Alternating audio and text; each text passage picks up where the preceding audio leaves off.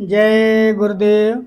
आज हम अपने हिंदू धर्म में वट सावित्री व्रत के विशेष महत्व है। इस दिन सुहागिन महिलाएं अपने पति की लंबी उम्र और खुशी वैवाहिक जीवन की कामना करते हुए व्रत रखती हैं और वट वृक्ष की विधि पूर्वक पूजा करती हैं। यह व्रत अखंड सौभाग्य की प्राप्ति के लिए किया जाता है।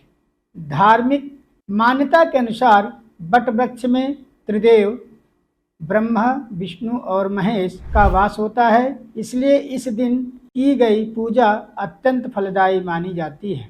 वट सावित्री व्रत हर साल ज्येष्ठ मास की अमावस्या तिथि को मनाया जाता है। हिंदू मान्यता के अनुसार ज्येष्ठ महीने के अमावस्या तिथि को वट सावित्री व्रत होता है।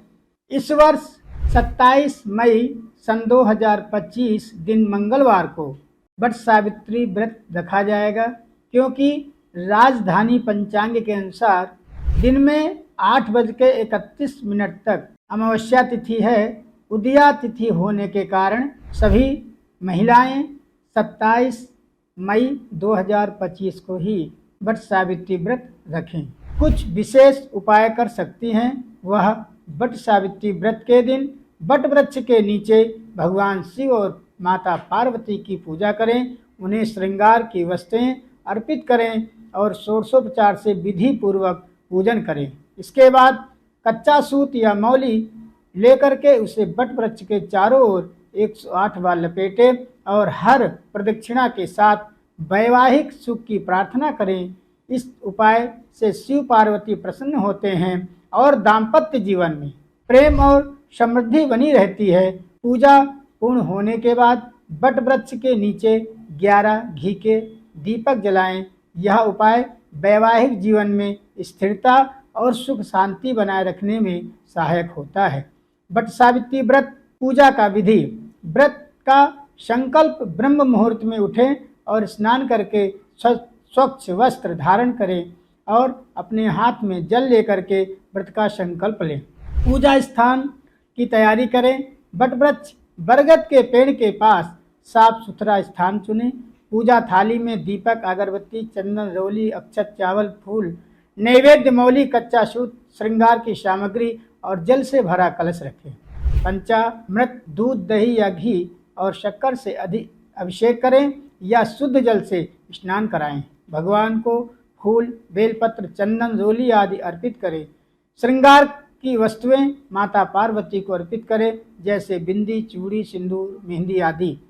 वट वृक्ष की पूजा करें। वट वृक्ष की जड़ में जल अर्पित करें। मौली या कच्चा सूत से वट वृक्ष के चारों ओर 108 बार परिक्रमा करें। हर परिक्रमा में वैवाहिक सुख की कामना करें।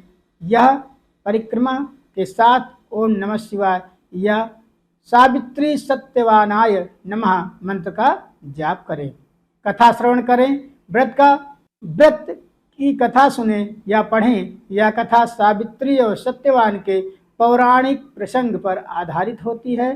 कथा सुनने के बाद व्रत पूर्ति प्रार्थना करें, दीपदान करें। पूजा के अंत में वट वृक्ष के नीचे 11 घी के दीपक अवश्य जलाएं। भगवान की प्रार्थना करें कि आपके दाम्पत्य जीवन में प्रेम, स्थिरता और सुख शांति बनी रहे। व्रत का समापन करें।